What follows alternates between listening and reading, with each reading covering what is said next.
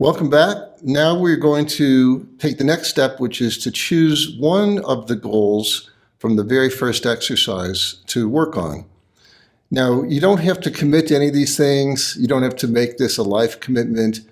In fact, this is a technique that you can use over and over again to select new goals and work on things simultaneously, sequentially, whatever you want. So, enjoy this. It's something to play with and to experience. I'm teaching you a skill, not trying to tell you really what to do with your life.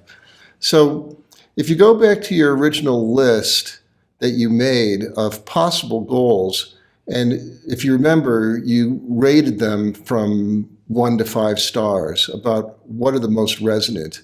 And if you're like a lot of people I've worked with, you'll have more than one goal at the 5-star level. So now I want you to look closely only at the ones that you already rated as 5 stars for yourself, and then compare them and see if one of them just sort of pops out. And this can be a personal goal, like perhaps working, you want to become, again, you want to learn how to play a musical instrument, or you want to heal something in your body, or it can be you want to start a business, or you want to solve some kind of a problem in the world, those kind of things. And then when I say you want to solve a problem, that's an interesting thing, because a lot of people will state their goals in a kind of, when it comes to the outer world, they'll say their goals in a negative framework. So, I want to end poverty, for example.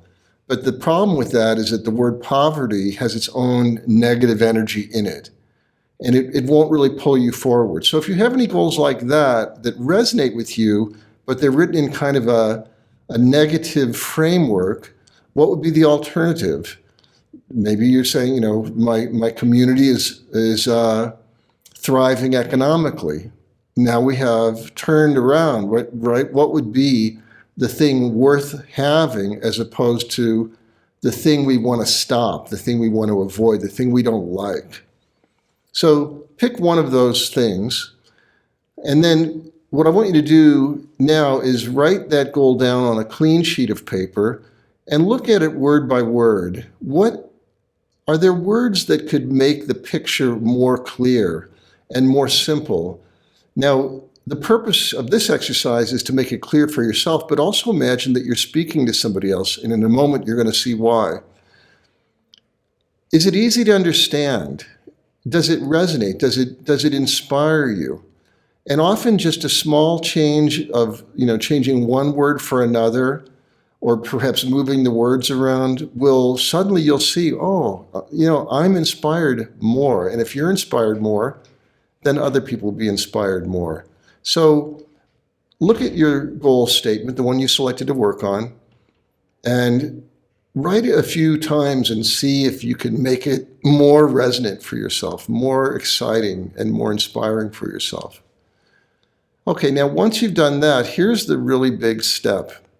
Because again, as many leaders have said, usually our own worst enemy is ourselves. We ourselves hold back for various reasons when it comes to fulfilling these things that we really would love to see happen.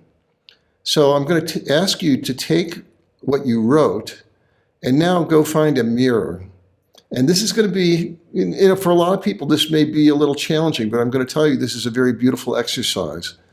So I want you to look yourself in the eyes in a mirror. I want you to get pretty close to the mirror, maybe 2 feet at most, and really stare into your own eyes and read your own goal to yourself as if you're reading it to the person in the mirror. Now, the reason this is such a powerful leadership exercise is because we're our own worst critics.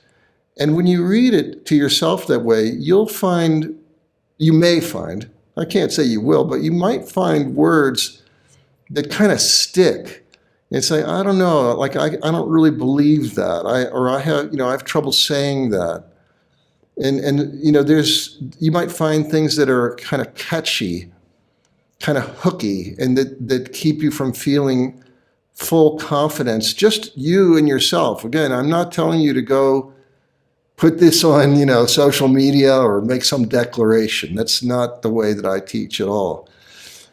I'm teaching you to get really comfortable right now with your own leadership and your own ability to work on something that you don't completely believe is possible.